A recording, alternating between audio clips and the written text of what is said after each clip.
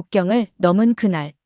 저는 2014년 26의 나이에 두만강을 건넜습니다. 양강도 해산시에서 태어나 자란 저는 그곳에서 평범한 삶을 살았습니다. 아버지는 일찍 돌아가셨고 어머니와 함께 근근히 살아갔습니다. 배급은 끊긴 지 오래였고 장마당에서 작은 장사로 연명했습니다. 그해 봄, 어머니가 병으로 쓰러지셨습니다. 약을 구할 돈이 없었습니다. 그때 한 여성이 제게 접근했습니다. 중국에 가면 돈을 벌 수 있다고, 어머니를 살릴 수 있다고 했습니다. 저는 그 말을 믿었습니다. 4월 어느 날 밤, 저는 강을 건넜습니다. 물은 차가웠고 어둠은 깊었습니다. 그것이 제 인생에서 마지막 선택이 될 줄은 몰랐습니다. 도착과 배신. 강을 건넌 후 저는 곧바로 한 남성에게 인계되었습니다. 빨리 차에 타. 그는 말이 없었습니다. 저를 안내했던 여성도 사라졌습니다. 차는 밤새 달렸습니다. 창밖으로 보이는 중국의 풍경은 낯설고 광활했습니다. 다음 날 아침, 우리는 지린성의 한 외진 농촌 마을에 도착했습니다. 마을 입구부터 낡은 집들이 듬성듬성 서 있었고 사람의 기척은 거의 느껴지지 않았습니다. 여기서 내려. 차에서 내리자 한 중년 여성이 나왔습니다. 나중에 안 사실이지만 그녀가 제 시어머니가 될 사람이었습니다. 그녀는 저를 위아래로 훑어보더니 고개를 끄덕였습니다. 2만 원 주고 샀으니 본전은 뽑아야지. 그 말을 듣는 순간 저는 제가 팔려왔다는 것을 깨달았습니다. 집 안으로 들어가자 한 남성이 소파에 앉아 있었습니다. 15살은 어려 보이는 얼굴이었습니다. 그가 제 남편이 될 사람이었습니다. 20도 안 된 나이에 농촌 총각으로 남아 브로커를 통해 북한 여성을 산 것입니다. 이름이 뭐야? 어입니다. 조선말 알아들어? 그는 제대로 된 대화조차 시도하지 않았습니다. 그날 밤 저는 제 의지와 상관없이 그의 방으로 끌려갔습니다. 저항했지만 소용없었습니다. 이것이 제 중국에서의 첫날이었습니다. 일상이 된 폭력. 아침 5시면 저는 일어나야 했습니다. 시어머니가 방문을 쾅쾅 두드렸습니다. 일어나서 밥해. 일꾼들 먹일 밥. 마을에는 농사일이 많았습니다. 옥수수밭, 콩밭, 고추밭. 저는 모든 밭에 동원되었습니다. 아침 일찍 나가서 해가 질 때까지 일했습니다. 처음에는 힘들다는 표현도 못했습니다. 힘들다고 하면 시어머니가 빗자루로 제 등을 내리쳤습니다. 돈 주고 샀는데 일도 제대로 못해? 남편도 마찬가지였습니다. 밭에서 제가 조금이라도 쉬려고 하면 욕설을 퍼부었습니다. 이 조선년이 일 안 하려고 꾀병 부리나. 욕설에는 늘 조선년이라는 말이 붙었습니다. 저는 사람이 아니었습니다. 그들에게 저는 돈 주고 산 물건이었습니다. 2015년 겨울, 임신 사실을 알았습니다. 저는 기뻤습니다. 아이가 생기면 이들이 저를 좀 더 사람처럼 대해줄 거라고 생각했습니다. 하지만 착각이었습니다. 임신했다고 일 안 할 건가? 시어머니는 오히려 더 심하게 부렸습니다. 배가 불러와도 저는 밭에 나가야 했습니다. 무거운 짐을 들어야 했습니다. 어느 날 밭에서 넘어졌습니다. 배를 부여잡고 쓰러졌습니다. 시어머니가 달려왔습니다. 저를 일으켜 세우는 게 아니라 욕을 하면서 발로 찼습니다. 연극하지 마. 그날 밤 저는 피를 흘렸습니다. 병원에 가고 싶었지만 그들은 조선년이 병원비를 어떻게 내냐며 거부했습니다. 다행히 아이는 무사했습니다. 홍갈비뼈가 부러진 날. 2017년 가을이었습니다. 그 해는 농사가 잘 안 됐습니다. 날씨가 이상했고 수확량이 적었습니다. 가족들의 분위기는 더욱 험악해졌습니다. 어느 날 저녁, 저는 밭에서 돌아와 저녁을 준비했습니다. 밥을 짓고 국을 끓이고 반찬을 차렸습니다. 하지만 국에 소금을 조금 덜 넣었습니다. 이게 무슨 맛이야? 남편이 밥상을 엎었습니다. 뜨거운 국물이 제 다리에 쏟아졌습니다. 저는 비명을 질렀습니다. 왜 소리를 질러? 남편이 제 머리채를 잡았습니다. 그리고 벽에 제 머리를 3번 찧었습니다. 눈앞이 하얘졌습니다. 시어머니가 달려왔습니다. 저는 그녀가 말릴 줄 알았습니다. 하지만 그녀는 옆구리를 발로 찼습니다.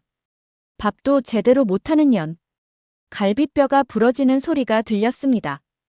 딱 하는 소리와 함께 숨을 쉴 수 없을 만큼의 통증이 왔습니다. 저는 바닥에 쓰러졌습니다. 그들은 저를 그냥 두고 방으로 들어갔습니다. 다음 날 아침에도 저는 일어나야 했습니다. 갈비뼈가 부러진 채로 밥을 지어야 했습니다. 숨을 쉴 때마다 칼로 찌르는 것 같았지만 저는 아무 말도 하지 못했습니다. 한 달이 지나서야 갈비뼈는 조금씩 나았습니다. 하지만 지금도 그때 부러진 부분이 삐뚤어진 채로 붙어 있습니다. 같은 처지의 여성들. 마을에는 저 말고도 4명의 탈북 여성이 더 있었습니다. 우리는 가끔 시장에서 마주쳤습니다. 말은 하지 않았지만 눈빛만으로 서로를 알아봤습니다. 같은 고향 냄새가 났습니다. 2018년 봄, 한 여성이 제게 먼저 말을 걸었습니다. 해산 출신이지? 네, 어떻게 아셨어요? 말투로 알아. 나도 해산이야. 그녀의 이름은 비였습니다. 그녀도 저처럼 2013년에 인신매매로 팔려왔다고 했습니다. 우리는 자주 만나기 시작했습니다. 비 언니는 저보다 상황이 조금 나았습니다. 남편이 폭력은 쓰지 않았습니다. 하지만 그녀도 신분이 없었고 언제 단속에 걸릴지 몰라 두려움 속에 살았습니다. 한국 가고 싶지 않아? 어떻게 가요? 돈도 없고 아이도 있는데. 그래도 여기서 이렇게 사는 것보단 나을 것 같아. 우리는 종종 그런 이야기를 나눴습니다. 하지만 실천에 옮기기는 어려웠습니다. 또 다른 여성씨는 제게 이렇게 말했습니다. 처음 3년만 참아. 3년 지나면 좀 나아져. 하지만 저는 벌써 5년째였고 상황은 나아지지 않았습니다. 우리는 서로의 상처를 보듬어 줄 수 있는 유일한 사람들이었습니다. 하지만 각자의 고통은 너무 컸고 우리가 할 수 있는 것은 별로 없었습니다. 내가 이러려고 탈북했나. 2019년이 되었습니다. 그해 저는 31살이었습니다. 중국에서 온 지 5년이 넘었습니다. 제 몸은 망가져 있었습니다. 갈비뼈는 제대로 붙지 않았고 머리에는 흉터가 남았습니다. 이가 3개 부러졌습니다. 어느 날 밤 또다시 남편에게 맞았습니다. 이유는 기억나지 않습니다. 이유가 필요했던 적도 별로 없었습니다. 그는 화가 나면 저를 때렸습니다. 그날 밤 저는 비 언니를 찾아갔습니다. 울면서 말했습니다. 언니, 내가 이러려고 탈북했나요? 북한에서는 배는 굶어도 맞지는 않았어요. 여기서는 매일 맞아요. 매일 조선년이라고 욕먹어요. 저는 사람이 아니에요. 비 언니도 울었습니다. 나도 마찬가지야. 우리 모두 마찬가지야. 그날 밤 우리는 새벽까지 이야기를 나눴습니다. 해산 이야기를 했습니다. 두만강 건너편 고향 이야기를 했습니다. 어머니 이야기를 했습니다. 어머니는 지금 어떻게 지내실까요? 살아계실까? 저는 알 수 없었습니다. 연락할 방법이 없었습니다. 브로커를 통해 한 번 소식을 전하려 했지만 돈이 없어서 포기했습니다. 그 후로도 상황은 나아지지 않았습니다.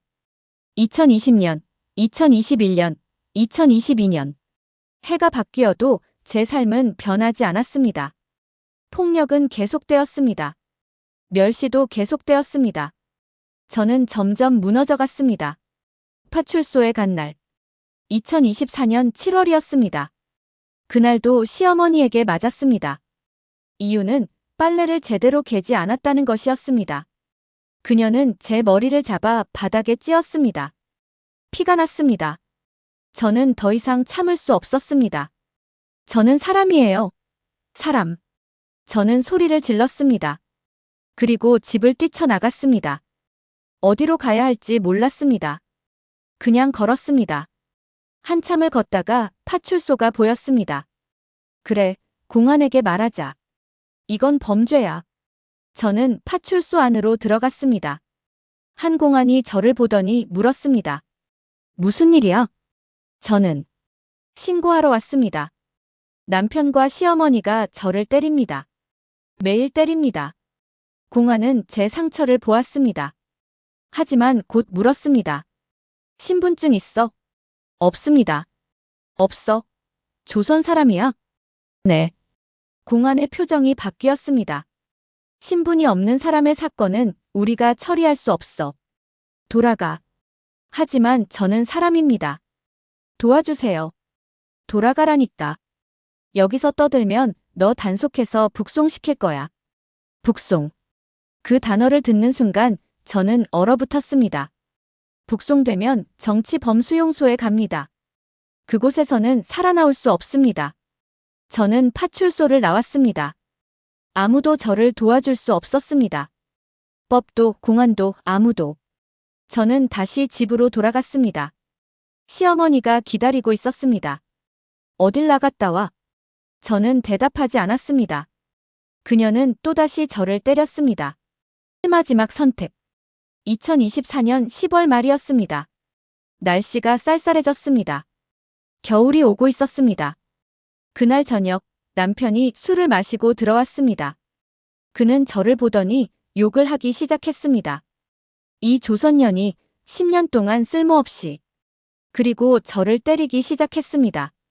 얼굴을, 배를, 다리를. 시어머니도 합세했습니다. 저는 더 이상 아프지 않았습니다. 감각이 없었습니다.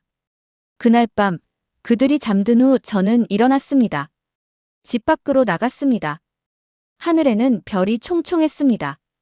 어머니, 보고 싶어요. 북한에 있는 내 방, 내 마을이 그리워요. 왜 내가 여기 왔을까?